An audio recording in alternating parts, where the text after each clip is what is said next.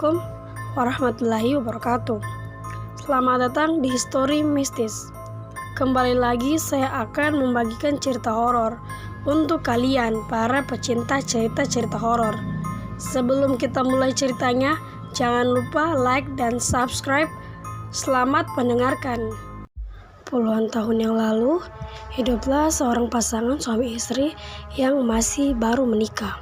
Pernikahan mereka begitu indah, apalagi banyak pihak dari keluarga suami ataupun keluarga istri begitu merestui pernikahan mereka. Selama bulan madu, mereka sangat bahagia dan sangat mesra. Hingga suatu hari, sang suami harus meninggalkan istrinya karena ada tugas yang memang dijalaninya sebagai tuntutan kerja dan bertanggung jawab untuk masa depan dirinya dan istrinya di masa yang akan datang. Suaminya yang bekerja sebagai seorang pelayar membuat istrinya harus ditinggal berbulan-bulan, bahkan bertahun-tahun lamanya. Tibalah sang suami yang mendapatkan panggilan dari atasannya untuk bekerja kembali dan berlayar menuju ke luar negeri. Sang istri yang merelakan kepergian suaminya demi keberlangsungan hidup harus menyimpan sedikit kesedihan di dalam hatinya. Saat itu wanita tersebut mengantar suaminya di pelabuhan, di mana kapal suaminya berada. Setelah asap kapal mulai terlihat, mulai berlinang air mata dari wajah cantik wanita tersebut.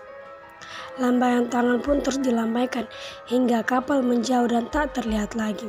Begitu sesak bagi pasangan yang baru menikah, merasakan kesendirian yang seharusnya di mana mereka harus menikmati rasa mesra dan cumbu yang seharusnya dinikmati. Setelah sebulan berlalu, akhirnya sang istri yang hamil harus menjalani hidup sendirian dan melakukan aktivitas mandiri. Terkadang keluarga dari pihak istri maupun suami sesekali menjenguk dirinya. Rasa kesepian membuat dirinya begitu tersiksa, sampai saat tak kuasa menahan rindu yang amat dalam membekas terhadap dari hati yang paling dalam. Hingga suatu hari wanita muda ini jatuh sakit. Keluarga yang mengetahui hal tersebut membawa wanita ini ke rumah sakit. Sang ibu bertanya kepadanya tentang apa yang dialaminya. Tetapi wanita itu mengatakan hanya mengalami demam ringan.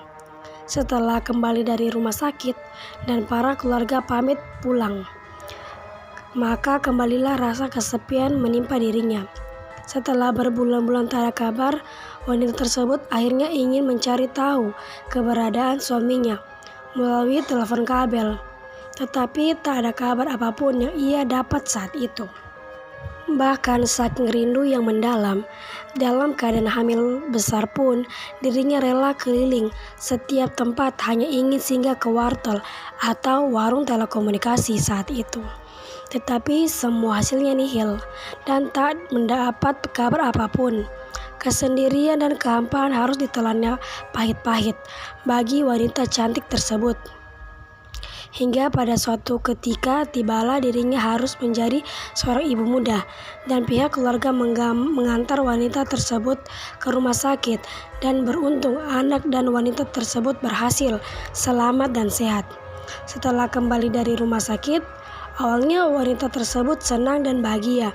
Tetapi setelah beberapa hari kemudian, wanita tersebut tiba-tiba jatuh sakit. Dan yang lebih menyedihkan lagi, akhirnya wanita tersebut ditemukan keluarganya di pagi hari telah meninggal dunia. Di meja kaca kamarnya ditemukan sepucuk surat. Terlalu lama aku telah menunggumu. Aku mengira kau pergi hanya sebentar. Padahal anak kita sebentar lagi melihat dunia. Jika suatu hari kau tak mendapati aku di rumah, mungkin aku sudah mendapat rumah baru. Bisa jadi kesepianku saat ini kau akan merasakannya. Tanpa penghujung untuk selamanya, jaga anak kita dan dialah penggantiku untukmu. Keluarga yang melihat isi surat tersebut begitu sedih dan memberitahu ke keluarga suaminya kalau istrinya telah meninggal dunia. Akhirnya jenazahnya dimakamkan di pemakaman umum yang tak jauh dari rumahnya. Setelah seminggu kematiannya, para tetangga beberapa kali mendengar suara orang menangis dari dalam rumah tersebut. Bahkan pernah mendengar suara orang menyanyi yang begitu mendayu seperti dalam keadaan sedih. Padahal tetangganya mengetahui rumah tersebut sudah kosong dan tak berpenghuni.